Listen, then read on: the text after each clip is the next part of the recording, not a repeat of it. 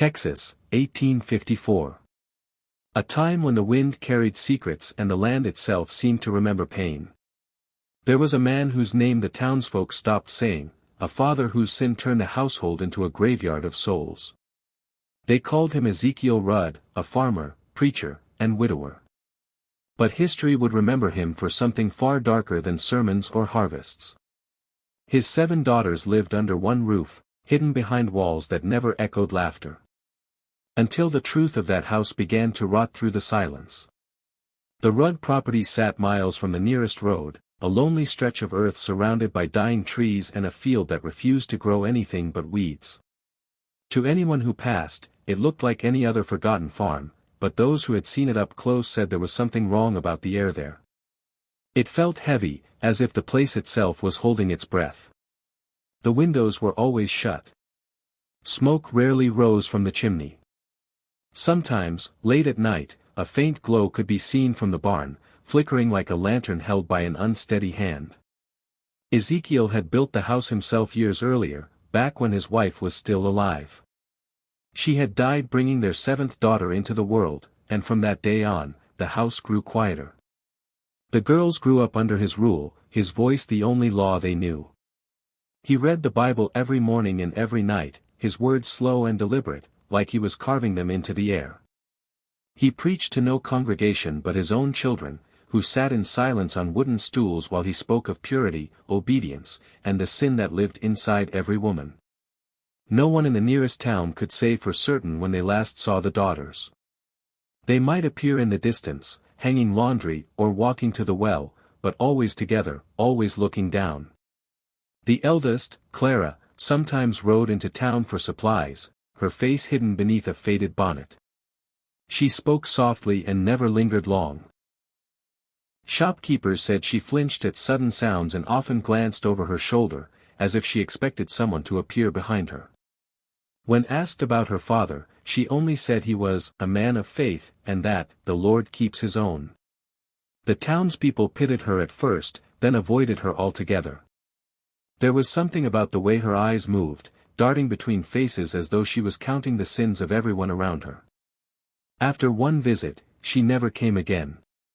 Ezekiel began sending letters instead, short, formal notes asking for flour, salt, or candles. He would send one of the younger girls to collect the parcels from the edge of the road, and she would leave without a word.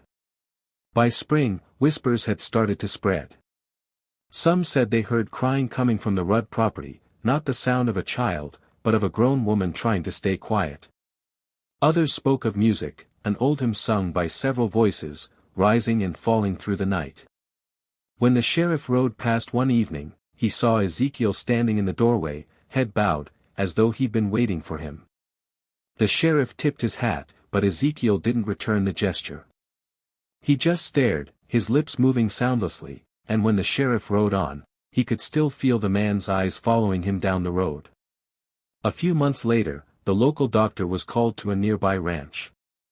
A hand had fallen ill, and during his visit, the doctor overheard 2 women talking about the Rudd family. One of the daughters, they said, had been seen with a swollen belly. Another had collapsed near the well. No one had gone to check on them. The doctor hesitated, but curiosity got the better of him. 2 days later, he rode out to the property. When he arrived, the place looked abandoned. The barn doors swung in the wind, and the yard was empty. He knocked once, twice. No answer. Then, from inside, a voice, soft, almost kind, called him by name. "You needn't trouble yourself, doctor," Ezekiel said as he opened the door. He looked older than his years, his beard streaked with gray, his eyes dark and unreadable. He thanked the doctor for his concern and said his daughters were in good health. But as he spoke, the doctor noticed movement behind him. A figure, just beyond the doorway, retreating into the shadows. Before the doctor could speak again, Ezekiel placed a hand on his shoulder and said, "The Lord has seen fit to test this house. We do not need worldly remedies." His grip was firm, his tone polite, but final. The doctor left without argument. As he rode away, he looked back once more at the house. A curtain shifted in an upstairs window, and for a moment, he thought he saw a small hand pressed against the glass. Then it vanished. That was the last time anyone from town saw any of the Rudd daughters alive. Within weeks, rumors turned to fear. Men riding through the valley claimed they could hear faint wailing coming from beneath the earth. One rancher swore he saw Ezekiel digging behind the barn under the light of the moon. When he called out, Ezekiel froze, then turned slowly, his face lit by the lantern flame. The rancher said he smiled, but not with his eyes. No one returned to that property again until the sheriff received a report from a traveler passing through. The man said he'd seen a freshly dug mound near the house, long and narrow like a grave. He said the smell was worse than death. And though he didn't know the Rudds, he could tell, something terrible had been hidden there. That was when the sheriff gathered 3 men and rode out to the Rudd homestead, unaware that what they were about to uncover would stain every name in that county for generations. Ezekiel's farm sat miles from the nearest settlement, a stretch of land where dust settled on everything that breathed and the sky always seemed too wide, too empty. His nearest neighbors were nearly an hour's ride away, and most preferred to keep it that way. They said it wasn't the distance that separated them, but the air itself, the uneasy feeling that crept over anyone who lingered too close to his property. The death of his wife had marked a change in him, a turning from man to something colder.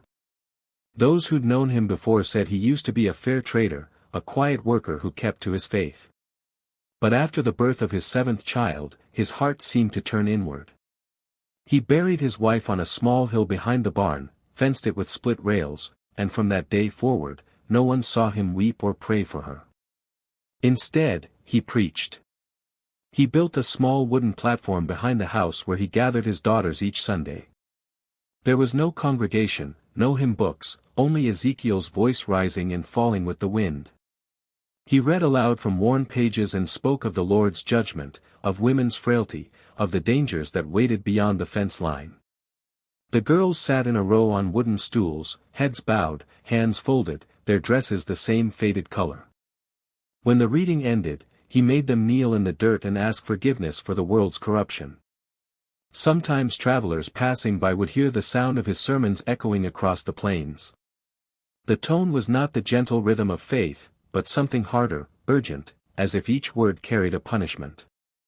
More than once, someone swore they heard a scream woven into the chanting, too short to be certain, too far to prove. His neighbors said he was raising his daughters to be righteous, though none could agree on what righteousness meant in that house. Some said he forbade them to speak to any man, even when he sent them to fetch water. Others believed he kept them locked indoors for days, forcing them to copy verses until their fingers bled.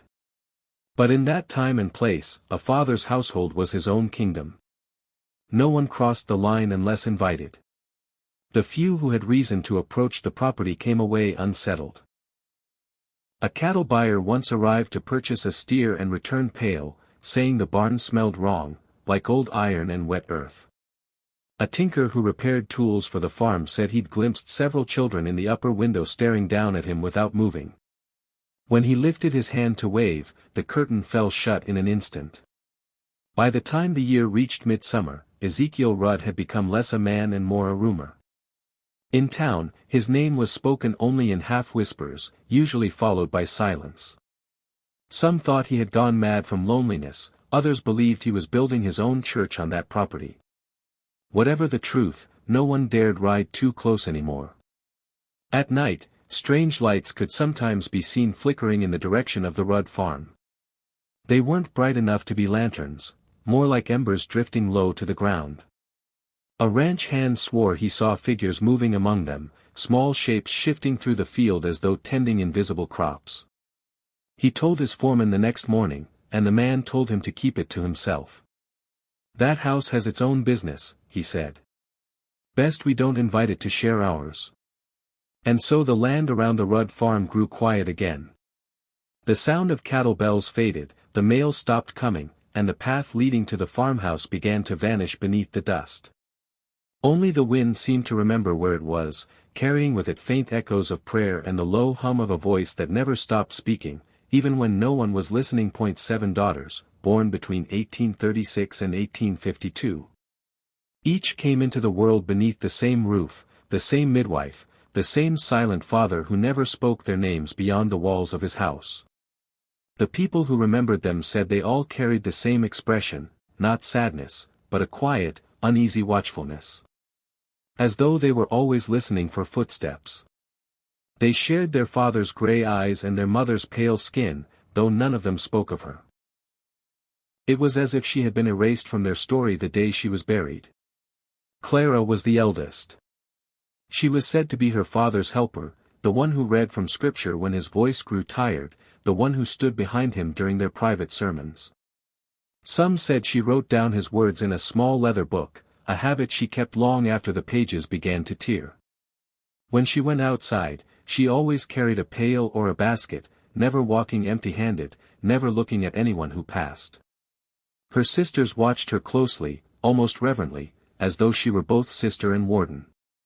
Anna came next, quieter even than Clara, often seen through the window near the kitchen.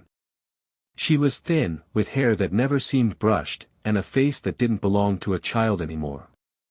Those who caught a glimpse of her said her eyes seemed swollen, as if she hadn't slept in years.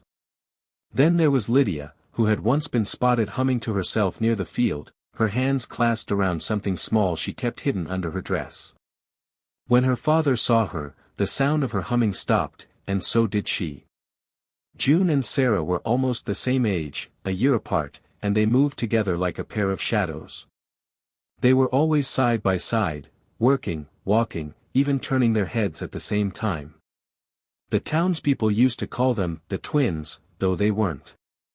One man claimed he saw them standing outside at night during a storm, watching the sky without fear, their hair soaked through and their hands joined like two children waiting for something to come down. When he returned the next morning, there were small footprints in the mud, but no sign of them. Martha was different. She had a nervous energy that set her apart from the rest. A merchant once said that when she came to collect flour from the edge of the property, she whispered, "Thank you," so softly it sounded like a breath, then backed away slowly as though afraid the air itself might punish her for speaking. She was the one who left small crosses of twigs on the fence posts, tied together with thread from her dress. Some thought she was trying to keep something away. Others thought she was begging for it to stay. And the youngest, Ruth, barely remembered her mother's voice. She was said to have been born with a strange mark on her shoulder, a faint ring like a burn. Her father called it a sign of divine favor. But the older girls whispered that it was their mother's last touch, a warning left on the smallest one. Ruth was seldom seen outside. When she clung to Clara's dress, her eyes wide and vacant, her hair uncut and tangled as though no one dared touch it. Inside the house, each daughter had her place. The eldest slept closest to their father's room, the youngest by the kitchen. They spoke to each other in hushed tones, their words almost like prayers. They ate only what he allowed, worked only when he commanded. The sound of laughter never lived in that house. Even when one of them dropped a dish or cut her hand, the others froze before reacting, as if even pain required permission. On the mantel above the hearth sat the family Bible, its cover cracked and fading. Inside were the names of all 7 daughters, written in Ezekiel's rigid script. But at the bottom of each name, next to the date of birth, there was something else, small letters written in different ink, not in the father's hand. They were initials, uneven, sometimes scratched out and rewritten. Clara's page had the faint imprint of another word beneath it, erased so carefully that only a few letters remained. No one ever learned what those letters spelled, but some who saw the book said it looked like a name. A man's name. And beneath the last entry, after Ruth's, there was a space, one line left blank, waiting, as though Ezekiel expected there to be one more. By the summer of 1854, whispers began to drift through the county like dust carried by the wind. The kind of whispers that started soft, passed from porch to porch, and grew heavier each time they were spoken. The county doctor was the first to hear them, stories of the Rudd daughters, of sickness, of strange happenings on the edge of that barren property. He dismissed them at first, thinking them no more than idle talk. But then came word from the trading post. One of Ezekiel's girls had collapsed in the road. She hadn't spoken a word when the women tried to help her. She simply shook her head, pressed both hands to her stomach, and looked toward the horizon where the Rudd house stood. Then Ezekiel appeared, silent and calm, lifted the girl into his wagon, and took her home without a word of thanks. It was after that day that the doctor began keeping notes. He had been called to many farms across the county, seen sickness, hunger, and cruelty, but never the kind of fear that surrounded the Rudds. Neighbors stopped using the road that passed near the property. Mothers warned their children not to wander too far. Even the church stopped praying for the family, as though saying their names aloud might call something unwanted into the room. The sheriff heard the rumors next, that one of the girls was heavy with child, and that her father forbade anyone to see her. He didn't believe it at first. He'd known Ezekiel from before the war, back when the man still attended service. A quiet fellow, strict but steady. Yet when he remembered the way Ezekiel's eyes had looked the last time they spoke, cold, distant, like a man staring through you, the sheriff decided to ride out and see for himself. The road to the farm was long and uneven, and the air seemed to change the closer he got. The grass grew sparse, and even the insects were quiet. When he reached the gate, the house stood in perfect stillness, not a single curtain moving. He called out once, twice, before Ezekiel appeared in the doorway, a Bible in one hand and a rifle in the other. "My house is clean," he said before the sheriff could speak. His voice was steady, measured, almost gentle, but his grip on the rifle was tight. The sheriff tipped his hat, pretending calm, though something in the man's tone made his stomach twist. Behind Ezekiel, the daughters stood in a row, thin, barefoot, their dresses hanging loose like old sheets. They did not lift their eyes. The sheriff noticed bruises along one girl's wrist, another holding her hands against her belly as though guarding it. He asked if all was well, if the rumors were false, but Ezekiel only smiled. "The Lord tests his faithful," he said, "and we do not answer to men." The sheriff nodded and left, telling himself it was better not to press further. But halfway down the road, he turned back for one last look. The door was still open, the father still standing there, and the daughters were gone. That night, a storm rolled over the plains, thunder shaking the ground, rain beating against the windows of every house in the county. In the middle of it, a rancher living 2 miles from the Rudd property swore he heard a woman screaming. Not a cry for help, but something longer, desperate, and full of pain. He went to the window, but the darkness was complete. The wind swallowed the sound, and then it was gone. By morning, the rain had cleared. The sky was bright again, but the air felt wrong, still, heavy, as if something had shifted during the night. When the sheriff passed through town later that day, the blacksmith's wife stopped him and asked if he'd heard the news. One of Ezekiel's daughters had been seen near the river at dawn, her feet bare, her gown soaked through, her face blank as stone. She'd walked into the water up to her knees, then turned and wandered back toward the farm without a word. The sheriff wanted to believe it was nothing, the grief of a family still mourning their mother, the isolation playing tricks on their minds. But that night, he couldn't shake the sound of that scream, the way it seemed to rise from the earth itself. And deep down, he knew it hadn't come from any storm. Weeks passed before anyone dared speak of the Rudd family again. Then one afternoon, a traveler stopped at a nearby ranch to water his horse. He was a quiet man, the sort who minded his own business, but something about his story drew a small crowd before dusk. He said that as he rode past the Rudd property, he saw a figure standing in the field, motionless, half hidden by the tall grass. When he called out, the figure didn't move. Curious, he rode closer, and that was when he noticed the mound of earth behind it, long, uneven, the soil still fresh. He thought it was a burial, though no marker stood there. He didn't stay to ask questions. The air, he said, felt wrong. Heavy, as if the ground itself didn't want him there. The sheriff heard the story the next morning. He told himself it was likely an animal grave, a horse or a cow buried after sickness. But he remembered the look on Ezekiel's face that night weeks before, the rifle in one hand, the Bible in the other. The sound of that scream still clung to his memory like smoke. By noon, he'd gathered 3 men from town, the blacksmith, the doctor, and a rancher who'd known the Rudds before the mother died. They rode in silence toward the property. The road was dry and cracked, the heat pressing down so hard that even the grass along the fence had turned gray. When they reached the house, the front door was open. Ezekiel stood waiting, calm as ever, as though he'd been told they were coming. He greeted them politely, invited them to look around, said he had nothing to hide. His eyes never wavered, and the sheriff couldn't decide if that was the mark of innocence or something far worse. The men followed him first to the barn. Inside, everything appeared in order. Livestock stood tethered in their stalls, the tools neatly hung on the wall, the floor swept clean. The smell of hay and dust filled the air, but beneath it lingered something faintly metallic, sharp and out of place. Ezekiel spoke quietly as he showed them the well, the trough, the feed barrels. His tone was steady, his words exact. When they reached the far corner of the barn, the rancher noticed a door, small, bolted shut, half hidden behind a stack of sacks. "What's that?" he asked. Ezekiel's hand hesitated for a moment on his Bible before he answered. "A storeroom," he said.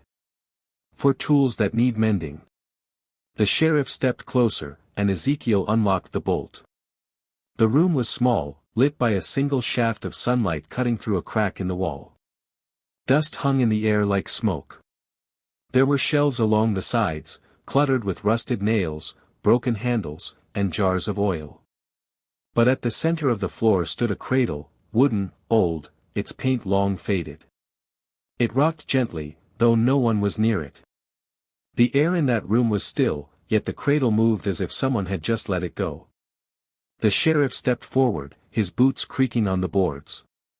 He bent down and saw the blanket inside. It was small, white once, but stained now with something dark that had soaked through the cloth and dried in uneven patches. He lifted one corner and then let it fall. His throat went dry. Ezekiel's voice came from behind him, calm, almost kind. "The Lord gives and the Lord takes away," he said. "All things return to dust." The doctor's face went pale. The blacksmith swore under his breath. The sheriff turned to Ezekiel and asked whose cradle it was. Ezekiel smiled faintly. "Every soul in this house is mine to tend," he said. "Some are born. Some are taken before they can speak. But all are counted." His eyes moved to the window, to the light cutting across the floor. "Do you hear it?" he asked. No one answered. The sheriff listened, at first hearing only the wind against the boards. Then something faint, almost too soft to notice. A rhythmic sound, slow and uneven. Like breathing. The sheriff stepped back, his hand near his holster. He told his men to search the rest of the house. Ezekiel didn't stop them. He stood where he was, the Bible open in his hands, his lips moving silently as the others pushed through the doorway and into the hall. The air in the house was close, carrying the scent of candle wax and something else beneath it, a damp, sour smell that grew stronger the farther they went. In one room, they found children's clothes folded neatly on a chair. In another, a row of small wooden boxes lined against the wall, each marked with a number. No one spoke of what they thought might be inside. They only kept searching until the rancher called out from the cellar. The sheriff hurried down the narrow steps, the others behind him. The cellar was cool and dark, the floor packed with earth. Against the far wall, something glimmered faintly, nails, driven into the dirt in careful rows. Between them, shallow depressions, each covered with a thin layer of dust. There were 7 of them. When the sheriff turned back toward the stairs, Ezekiel was there, standing at the top, his face half lit by the light from above. "You shouldn't have come," he said softly. "The Lord's work is not for the eyes of unbelievers." The sheriff drew his revolver, but Ezekiel didn't move. He only looked down at the men below and said, "You came for the living, but you found the waiting instead." And then, without another word, he turned and walked out of sight. 3 days after Ezekiel vanished from his own doorway, the search widened across the county. The men combed through the woods and the dry creek beds, following trails that ended in dust. They found no sign of him, only the silence he'd left behind. Then, on the morning of the 4th day, a fisherman came riding hard into town. He said there was a girl by the riverbank, barefoot, her dress torn, her hair tangled with weeds. She'd been walking in circles, whispering to herself. The sheriff and the doctor rode out at once. When they reached her, the girl didn't run. She looked at them as if she'd been waiting. Her skin was gray from cold, her lips cracked, her eyes blank with exhaustion. It was Clara, Ezekiel's eldest. She couldn't have been more than 18, though the weight she carried made her seem far older. She held a small book to her chest, the family Bible, swollen with damp. The sheriff wrapped her in his coat and lifted her onto his horse. She said nothing during the ride back, only humming faintly, a tune the doctor later recognized as a church hymn. At the jailhouse, they gave her water, then sat her by the fire. She stared at the flames like they were something she didn't understand. When she finally spoke, her voice was so soft the sheriff had to lean close to hear. "He said we were made in his image," she whispered. "And his image was God's." At first, the sheriff thought she meant the sermons, Ezekiel's endless preaching, his feverish devotion. But the way her hands trembled told him it was something else. Clara's words came slowly, scattered between breaths. She said her father had spoken of purity, of keeping their blood untouched by the sin of outsiders. He said the Lord had chosen their family to begin again, to raise children born of his own flesh, the way Adam had come from the dust. The doctor turned away, unable to listen. The sheriff pressed on. "You're saying he hurt you?" he asked. Clara shook her head, then nodded, tears streaking the dirt on her cheeks. "He said it wasn't hurting. He said it was obedience." She told them that each of the daughters had been chosen in turn, that Ezekiel kept records in his Bible, initials and dates no one else understood. That some of the babies had lived for a time, their cries echoing through the halls, but most had not. When they stopped crying, she said, he said they'd been taken by angels. He told us to dig the places for them. Under the boards, near where Mama used to sing. The sheriff's jaw tightened. "Where's your mother now?" he asked. Clara looked up at him for the first time then, her eyes wide, her expression almost calm. "She never left," she said. "He said her spirit stayed to watch. Sometimes I still hear her crying in the attic." The doctor crossed himself and left the room. The sheriff sat in silence for a long time, watching Clara as she rocked back and forth, the Bible clutched tight in her arms. Every so often, she'd whisper a line of scripture, pieces of Psalms, fragments of Genesis, twisting them into something that sounded like prayer but felt like confession. When she grew quiet again, the sheriff asked her where Ezekiel had gone. Clara looked toward the window, where the wind rattled the shutters. "He said he was going to prepare the way," she murmured. "That the river would wash him clean. But the water won't take him. It knows what he did." The sheriff sent men to search the river that evening, but they found nothing. Only Clara's footprints fading in the mud, leading from the house toward the water and stopping where the reeds began. That night, the sheriff couldn't sleep. Her words looped through his mind, graves under the floorboards. Mama crying in the attic. At dawn, he gathered 2 men and rode back to the Rudd place. The house was silent, the windows dark. When they pried open the front door, the smell hit them first, something sweet and rotting, something that had been waiting too long to be found. And as the morning light crept across the warped wooden floor, the sheriff noticed a line of nails, hammered unevenly into the boards, leading toward the parlor. He looked back at his men, then knelt, pressing his ear to the wood. For a long moment, he heard nothing but his own heartbeat. Then, faint, almost too soft to be real, a sound from beneath the floor. Like the slow, shallow exhale of someone who hadn't quite finished breathing. By the next sunrise, the sheriff had made his decision. What they'd heard from Clara was enough. Enough to shake every man who still believed the town's peace was built on faith and order. The sheriff rode through the county that night, knocking on doors, choosing men he could trust, men who wouldn't flinch at what might be waiting behind those walls. By dawn, 8 riders gathered near the old cotton mill, their faces gray with exhaustion and dread. No one spoke. They didn't pray. They only nodded to each other, knowing that whatever they found at the Rudd farm would stain their hands forever. When they reached the property, the sky was still heavy with mist. The air was thick and damp, the kind that clings to skin and makes every breath feel borrowed.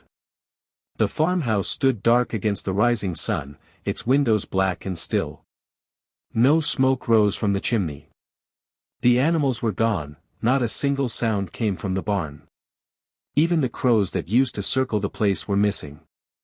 The sheriff dismounted first, his rifle drawn.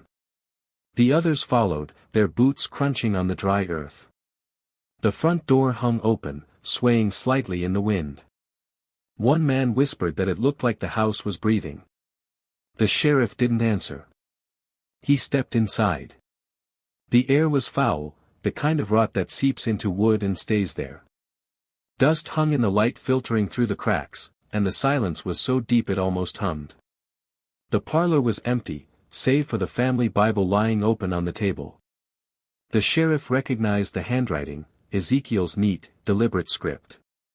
But across the pages, the ink had run, smearing words into unreadable shapes. 7 names were still visible, each one underlined in red. The sheriff's hand tightened on his rifle. Behind him, one of the men muttered a prayer under his breath. They moved deeper into the house, room by room, finding only remnants, clothes folded neatly on beds, plates still set on the dining table, candles burned down to the wick. Every trace of life felt abandoned, as though the house itself had exhaled and never breathed in again. When they reached the hallway near the kitchen, the sheriff stopped. There, in the dust, was a trail of footprints, bare, small, and uneven, leading toward the cellar door. The prints were recent. The sheriff knelt to touch one, the dirt crumbled softly under his fingers. He looked up at his men. No one spoke. He motioned for them to follow. The cellar door creaked open, the hinges screaming in protest. A smell of damp soil and something older spilled out. The first man down gagged, pressing a hand to his mouth. The sheriff forced himself to descend, the steps groaning beneath his boots. The light from their lantern flickered across the packed earth walls, revealing what at first looked like crates or barrels, but then, as their eyes adjusted, the shapes came clear. Cradles. 7 of them. Empty, each one lined neatly in a row. Their paint had peeled, the wood warped by moisture, but each still held a blanket, small and perfectly folded. And then, in the far corner of the cellar, they saw him. Ezekiel sat on a wooden chair, his head bowed, the Bible open on his knees. His clothes were soaked through with sweat, his face pale as ash. His lips moved slowly, whispering words none of them could hear. The sheriff stepped forward, his lantern shaking in his hand. "Ezekiel," he said quietly. "It's over." Ezekiel didn't look up at first. He kept his eyes on the page, his finger tracing the words like a man following a map to salvation. When he finally raised his head, his eyes were wild but calm, the eyes of someone who'd already left the world. "God chose me," he murmured. "He told me to make new creation. To cleanse the line." His voice was soft, almost reverent. "They said I was wicked. But he spoke to me. He said the seed must return to the root." The sheriff lifted his rifle. "Where are your daughters?" he demanded. Ezekiel smiled faintly, and the sound that came from him was neither laugh nor sob, something between. "They're with him now.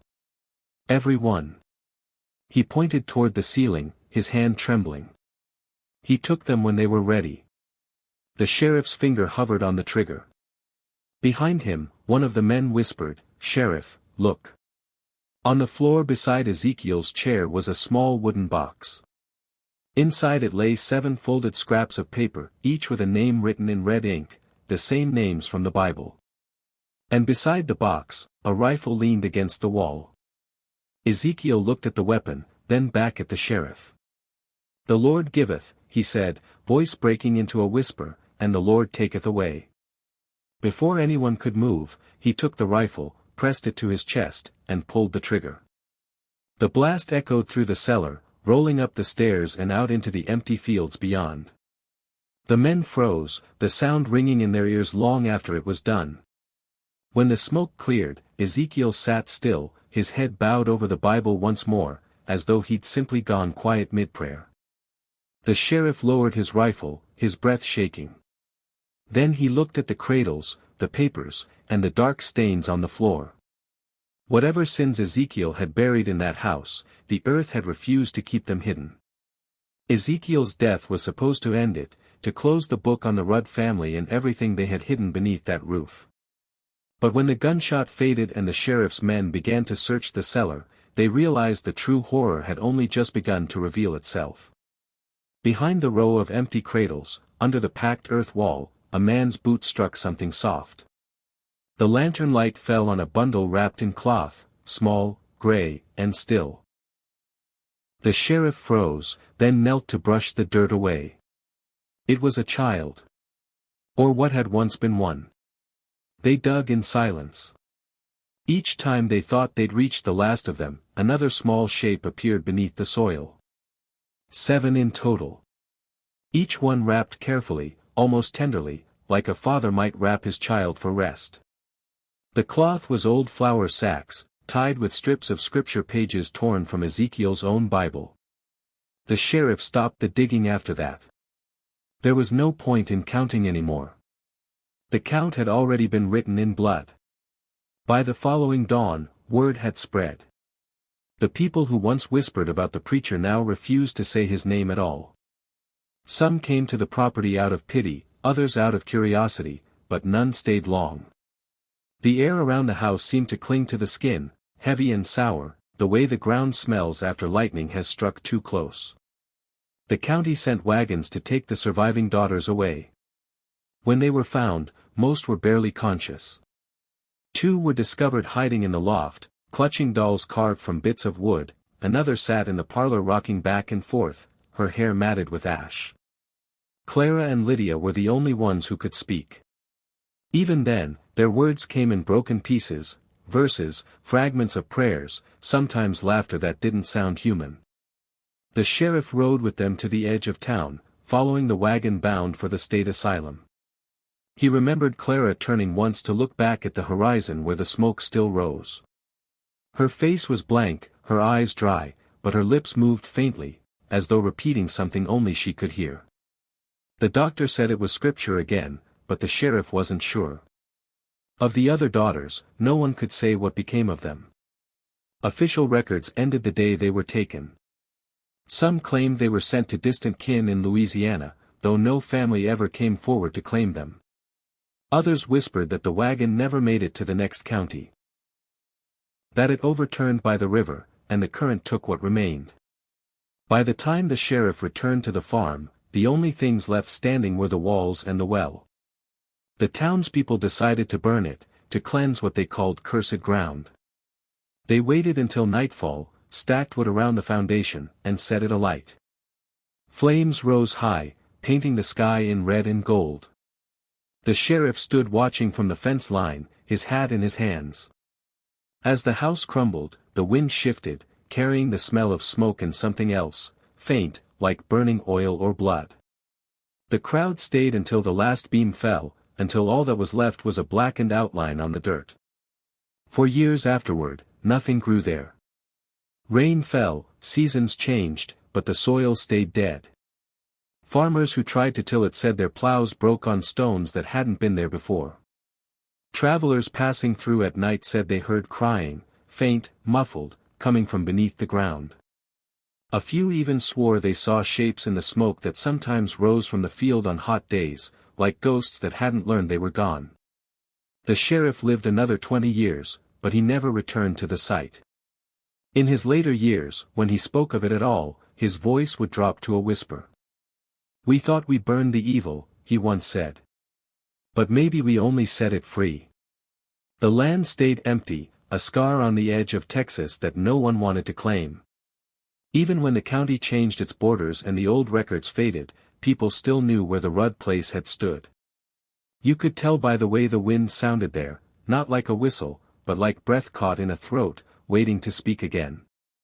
After the fire, the town tried to fold the horror into silence. The sheriff never wrote a report, not a single page. He said there was nothing to record, nothing anyone would believe. The county clerk asked for a statement, but the sheriff's eyes told him to stop asking. The church, too, washed its hands clean. Ezekiel's name was struck from every sermon record, every family ledger, every baptismal note. Even the hymns he'd once led were avoided. When people asked why the Rudds no longer appeared on the rolls, the pastor would simply say, "Their line is ended," and move to the next prayer. But lines like that don't end, they fade, and then they return in whispers. Rumors crept through the town like weeds, quiet at first, then thick and tangled. Some said the land was cursed, that anyone who touched it would find madness in their house within a year. Others said the curse wasn't on the land, but in the blood. There were stories of children born nearby with strange marks on their skin, of eyes too pale to belong to any family known in the county. Farmers swore those were the daughters' descendants, hiding under new names, carrying the sin of their father through generations. The sheriff heard those stories too, though he pretended not to. Still, some nights he'd wake to the sound of hoofbeats outside his home, and he'd swear he saw a figure watching from the edge of his field, a woman in white, barefoot, her hair loose in the wind. Always standing where the light from the lanterns couldn't quite reach. The town itself began to wither.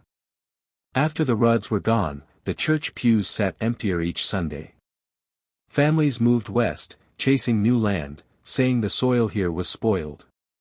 The few who stayed learned to walk faster when passing the old road to the Rudd place. Even the animals seemed to remember what the people wanted to forget.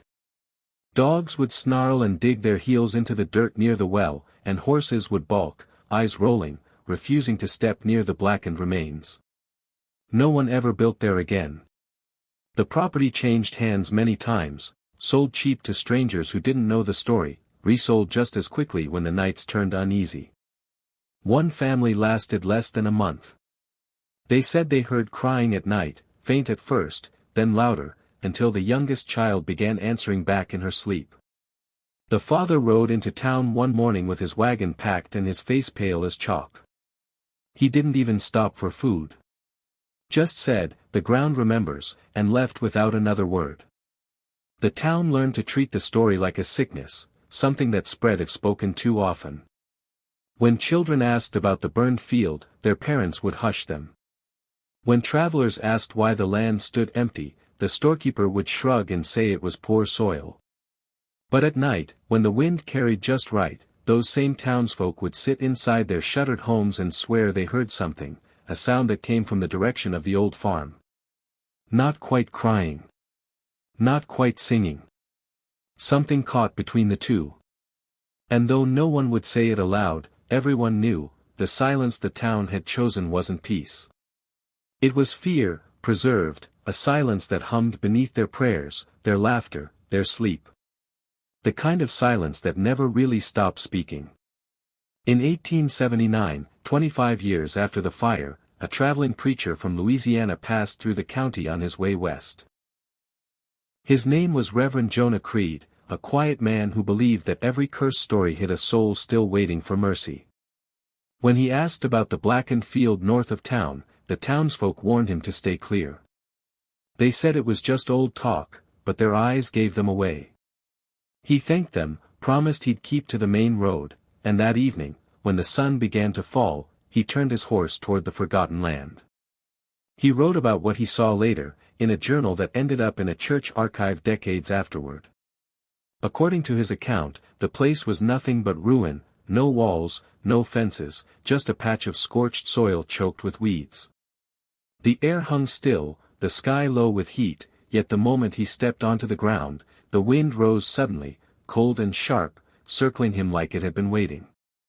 He said the earth felt hollow underfoot, as though it might cave if he stayed too long in one spot. He was about to leave when something caught his eye near the center of the clearing, 7 wooden crosses, each driven neatly into the ground. They were arranged in a perfect circle, their tops tilted slightly inward, as though leaning toward one another. The wood was new, not weathered like the rest of the field. Someone had carved names into them, rough but clear: Clara, Lydia, June, Anna, Sarah, Martha, Ruth.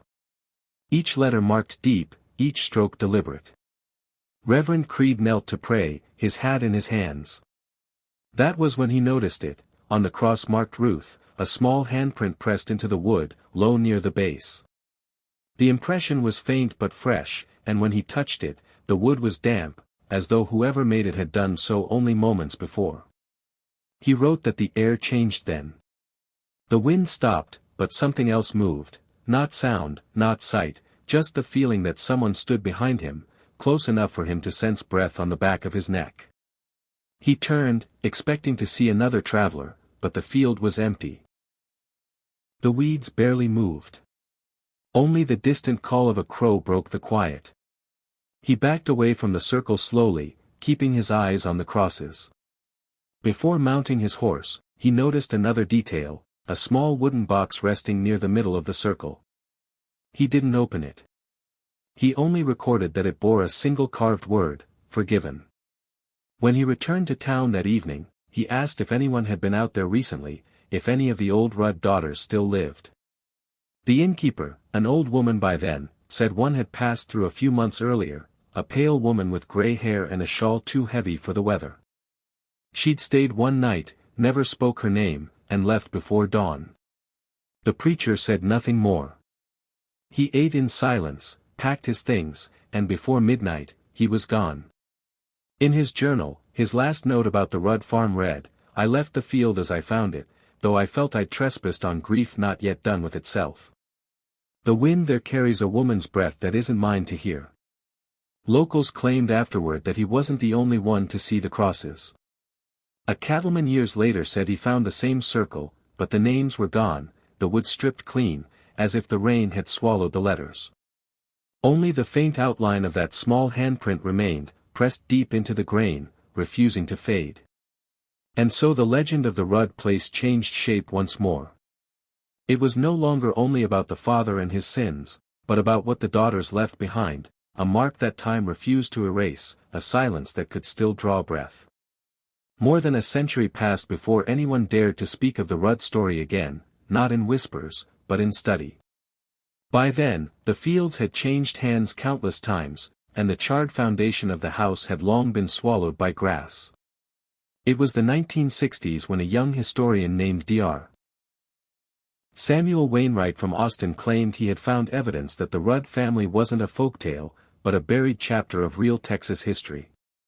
His colleagues dismissed it as superstition, yet something in the old sheriff's notes and the fragments he uncovered suggested otherwise. The problem was the records. There were almost none. The county courthouse that once kept land deeds and birth certificates had burned in 1883, a fire that destroyed nearly every trace of the 1850s. The asylum that had housed Clara and Lydia collapsed years later in a flood, its records washed downriver. The few scraps that survived were warped by water, the ink dissolved into ghosts of names. Still, Wainwright pieced together what he could, a baptism ledger from a traveling preacher, dated between 1850 and 1854. 7 entries. Each for an unnamed child. Each listing the same father's initials, Dr. He brought this to the Texas Historical Society, claiming it was proof of the Rudd lineage, that the house and its occupants had been real. Some said the initials might stand for Ezekiel Rudd himself. Others argued it could have been anyone. But one note in the ledger caught attention: beside the final baptism, the preacher had written a line in the margin, the Lord's image repeated sevenfold. Around that same time, rumors began to resurface in the county, stories of strange disappearances stretching back decades, all within a few miles of where the Rudd land had once stood. In 1911, a schoolteacher vanished on her way home. In 1929, a pair of surveyors mapping the area never returned. Their horses were found days later, circling an open patch of earth, as if refusing to step onto it. The locals called it the Hollow, though no map ever marked it. Even in the 1940s, travelers spoke of a family that lived near that stretch of land, a mother and two daughters with hair pale as wheat and eyes too light to meet. They stayed only a year before their cabin burned in the night. No one saw them leave. No one found their bodies. Wainwright noted these accounts in his research. He traced the bloodlines of nearby families, finding something that unsettled even him, a pattern of names repeating through generations, Clara, Lydia, Ruth, echoing the Rudd daughters. He wrote that it might have been coincidence, but his tone betrayed doubt. In a letter to a colleague, he said, "It's as if the blood remembers itself. The farther I look, the closer it circles back." In the years that followed, more researchers tried to verify the story. They found fragments of newspaper clippings, births with no mothers listed, deaths with no records of burial, and always the same initials attached somewhere in the margins. E.R. The county archivist once joked that whoever E.R. was, he refused to stay buried. By the 1980s, the story had slipped into local legend again. Ghost hunters called it a curse. Folklorists said it was a moral fable dressed in history's clothes. But there were still those who believed, who claimed the descendants of Ezekiel's daughters never truly left the county. They lived quiet lives under new names, their lineage diluted but never erased. A farmer in 1987 told a journalist that he'd hired a young woman from town to work the fields one summer. He said she was polite, hard-working, but her eyes were the color of clouded glass. One evening, she hummed a tune he recognized from an old church hymn, the same one folks said Clara used to sing by the river. When he asked where she learned it, she only smiled and said, "My mother used to hum it when she was afraid." Dr. Wainwright never finished his research. In 1971, while surveying the property once thought to be the Rudd homestead, he vanished. His car was found parked beside a dry creek bed, keys still in the ignition. Inside his journal, on the last page, he had written just 2 words, "She's singing." Whether the Rudd curse was blood or memory, no one could say. But those who grew up near that stretch of Texas still tell their children not to walk the old road after dark. They say the wind there carries a woman's voice, faint and lonely, humming a hymn that has no end. What drives a man to believe his sin is holy? What twists faith until it becomes a weapon? Perhaps Ezekiel Rudd wasn't born a monster, perhaps he became one under the weight of his own conviction, a mind rotting beneath verses he no longer understood. His story forces a question few want to face: how much darkness hides beneath righteousness when no one dares to look? In that time, faith ruled stronger than law, and men like Rudd stood unchallenged, cloaked in scripture and power. He believed his bloodline was chosen, that his daughters were vessels of divine purpose. But behind those beliefs was something hollow, a loneliness, a grief, and a hunger that turned to blasphemy when left unrestrained. The story of Ezekiel Rudd isn't merely one of horror, but of neglect, of how silence becomes complicity. A preacher's word carried more weight than a woman's cry, and when his daughters disappeared behind walls, the town prayed rather than intervened. No one asked questions. No one knocked on that door. It was easier to believe in the sanctity of the man than to confront the suffering of the women. The true terror wasn't in the cellar or the graves, it was in how long the world looked away, in how easily a community can trade compassion for comfort. History remembers men like Rudd because of the blood they spilled, but it forgets the silence that kept them hidden. The cries that went unanswered. The neighbors who turned their faces away. Each one part of the story, each one a link in the chain that held those daughters captive. And perhaps that's the cruelest truth of all, that evil doesn't always announce itself in fire or fury. Sometimes, it wears a preacher's coat. Sometimes, it speaks in prayers. And sometimes, it's the quietest house on the edge of a Texas field, where the wind never quite forgets what happened inside. They say the wind moves differently over the Rudd land, slower, heavier, as if weighed down by memory. On clear nights, when the moon sits like a coin over the plains, the air turns colder than the season allows. Travelers passing through have spoken of hearing a faint melody rising from the grass, a mother's lullaby stripped of words, humming low and steady. Some claim it comes from the well that still stands in the weeds. Others swear they've seen a faint light moving across the field, as if someone were walking with a lantern, searching for something they can never find. No one lives there now. The land is fenced off, overgrown, forgotten by the maps. But in the hush between midnight and dawn, even the cattle on the nearby ranches refuse to graze too close. It's said that if you listen long enough, you can hear more than just the humming. You can hear a man's voice, trembling through the wind, whispering a prayer he never finished. Some believe it's Ezekiel, bound to the soil that holds his shame, wandering through eternity with his Bible and his guilt. Others say it's Clara, still tending to the sisters who never left her side, guarding the graves that no one marked, singing to the children who were never meant to live. The land keeps its secrets well. The storms pass, the grass regrows, but the air never truly settles. People forget names, but the earth remembers what it was made to witness. It holds every cry, every sin, every silence.